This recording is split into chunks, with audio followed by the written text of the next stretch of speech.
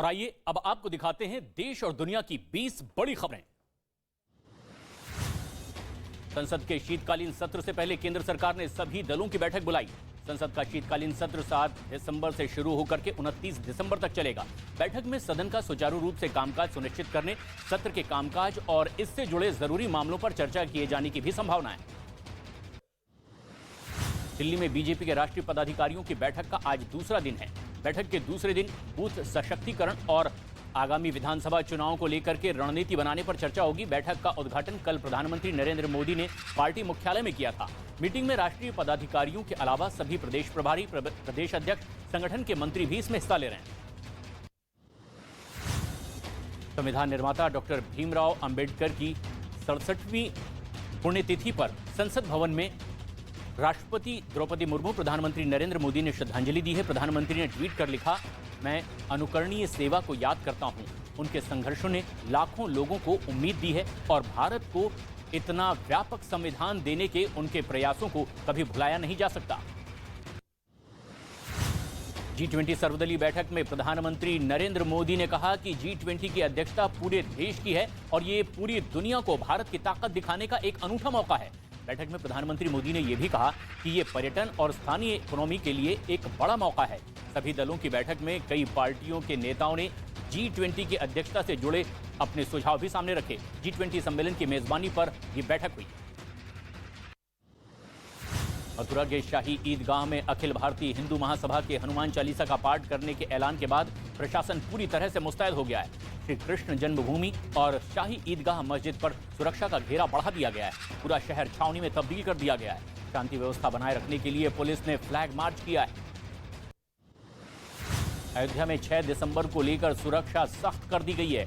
आज विवादित ढांचा गिराए जाने की 30वीं बरसी है और इसी को लेकर अयोध्या पुलिस ने सुरक्षा के पुख्ता इंतजाम किए हैं। अयोध्या आने वाले लोगों पर सीसीटीवी कैमरे से निगरानी की जा रही है। 6 दिसंबर 1992 में विवादित ढांचा गिरा दिया गया था।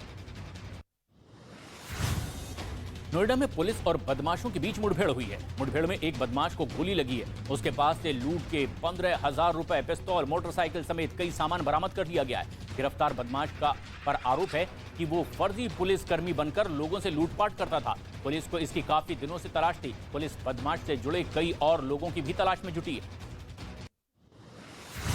झारखंड के बोकारो में नक्सलियों ने एक बार फिर से अपनी उपस्थिति दर्ज कराई है। पुलिस और सीआरपीएफ की सख्ती के बावजूद नक्सलियों ने पोस्टरबाजी करके इलाके में सनसनी फैला दी है। बीती रात नारायणपुर थाना क्षेत्र में कई इलाकों में पोस्टर चिपका दिए गए। हालांकि पुलिस ने पोस्टर को हटा दिया है। पोस्टर में खनिज संपदा बचाने की अपील की गई है। उत्तर प्रदेश के बहराइच में नाली बनाने को लेकर 2 पड़ोसियों में विवाद हो गया है। विवाद इस कदर बढ़ा कि दोनों पक्षों के दर्जनों लोग लाठी डंडे लेकर आपस में ही भिड़ गए। एक दूसरे पर खूब लाठियां बढ़ाई, ईंट पत्थर भी बरसाए गए। घटना में 7 लोग घायल हुए हैं। सभी घायलों को अस्पताल में भर्ती करवाया गया है। पुलिस ने दोनों पक्षों के 35 लोगों पर मारपीट का मुकदमा दर्ज करके 5 लोगों को गिरफ्तार करके जेल भी भेज दिया है।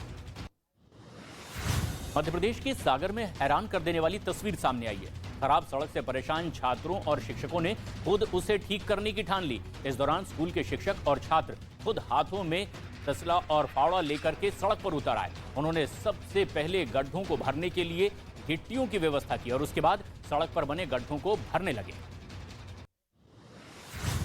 मध्य प्रदेश के सतना में मोबाइल दुकान में कुछ लोगों ने घुस करके जमकर मारपीट की है। दरअसल एक दुकान के अंदर 2 आदमियों के बीच बहस हो गई और बहस के दौरान ही दुकानदार ने आदमी को एक थप्पड़ मार दिया। हालांकि माहौल बिगड़ते देख 2 लोग वहां बीच बचाव के लिए भी आए। वीडियो वायरल होने के बाद पुलिस ने केस दर्ज कर लिया और घटना की जांच पड़ताल कर रही है।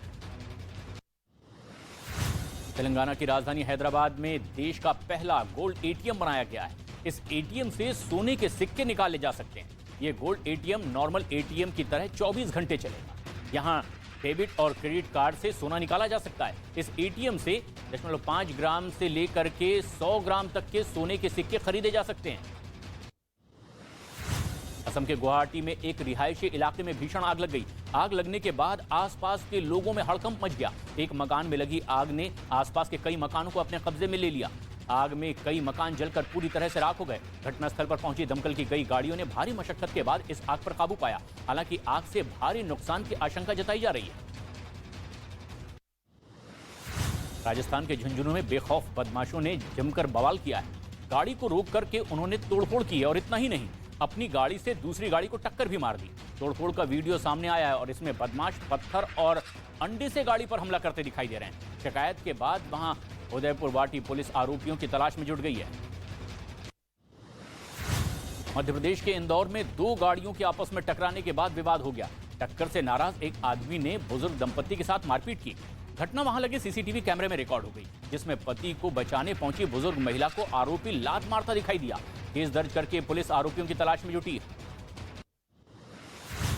कोलंबिया में एक बार फिर से जमीन धंसने से बड़ा हादसा हो गया है। इस घटना में 27 लोगों की मौत हो गई है, जबकि कई लोग इसमें फंसे होने की खबर सामने आ रही है, जिन्हें निकालने के लिए रेस्क्यू ऑपरेशन चलाया जा रहा है। रेस्क्यू टीम ने अभी तक 20 लोगों को सुरक्षित बाहर निकाल लिया है।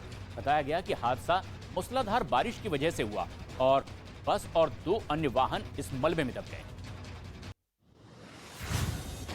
इटली के स्ट्रोम्बोली में एक ज्वालामुखी में भीषण विस्फोट हुआ है और इसके बाद इलाके में हड़कंप मच गया।